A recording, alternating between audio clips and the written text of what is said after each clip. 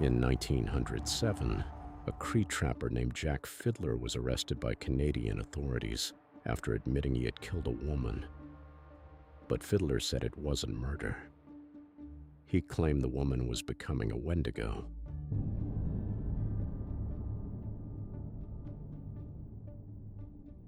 And this wasn't some isolated superstition.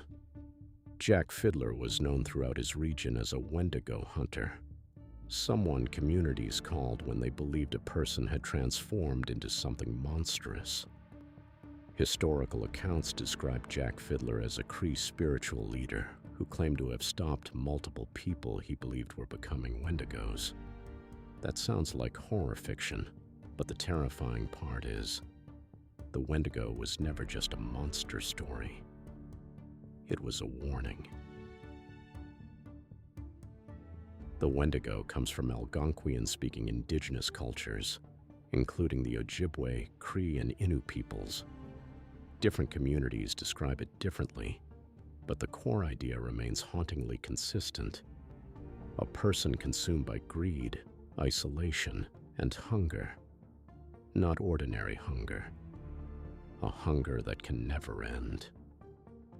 In many stories, the Wendigo begins as a human being driven to cannibalism during brutal winters and famine. Once that line is crossed, the person becomes spiritually corrupted. Some traditions describe them as giant skeletal beings with stretched skin and glowing eyes. Others describe them as almost completely human-looking, which is somehow worse, because then the horror isn't a monster in the woods. It's the possibility that desperation can hollow a person out from the inside. In many indigenous traditions, the Wendigo is understood not only as a supernatural being, but also as a warning about greed, imbalance, and survival. And that changes the entire story. The Wendigo wasn't originally created for entertainment. It existed to explain what happens when survival instincts overpower humanity itself. But then, something strange happened. People started claiming the Wendigo was real, not metaphorically, literally. Throughout the 1800s and early 1900s, doctors and anthropologists documented cases of what became known as Wendigo psychosis. Individuals, mostly in isolated northern communities during periods of starvation, developed an overwhelming fear that they would become cannibals. Some believed they were transforming already. One of the most discussed historical cases involved a Plains Cree man known as Swift Runner in the late 1800s. Historical reports connected the case to Wendigo beliefs after he killed and consumed members of his family during a brutal winter famine. Now here's where this gets complicated.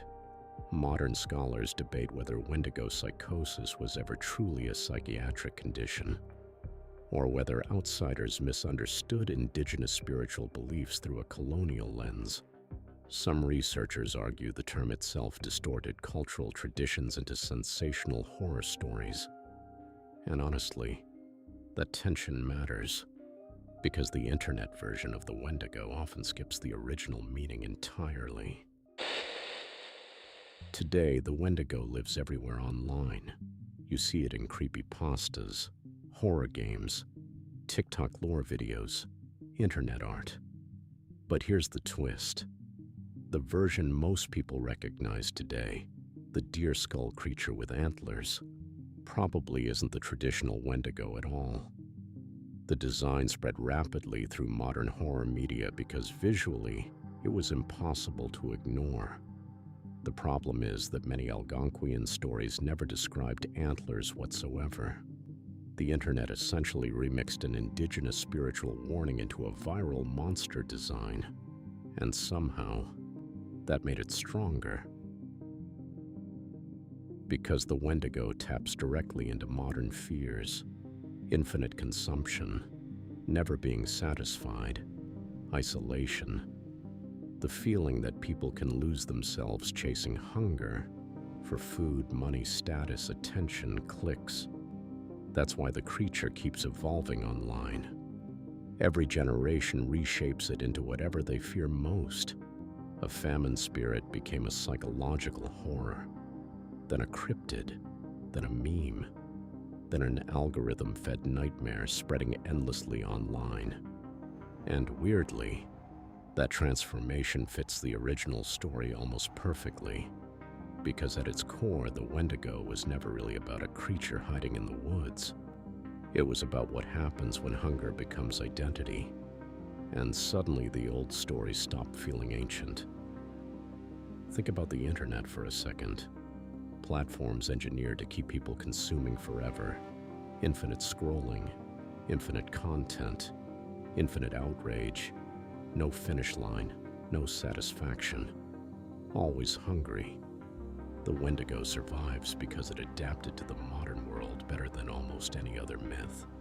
Not by staying the same, by becoming a reflection of whatever society consumes too much of. And that means the most disturbing part of the legend isn't the monster design. It's this. In traditional stories, nobody is born a Wendigo. They become one slowly, through isolation, obsession, starvation, greed. Which means the real horror was never that the Wendigo was hunting humanity from the forest. The horror was the idea that humanity could willingly turn into the Wendigo and not even notice it happening.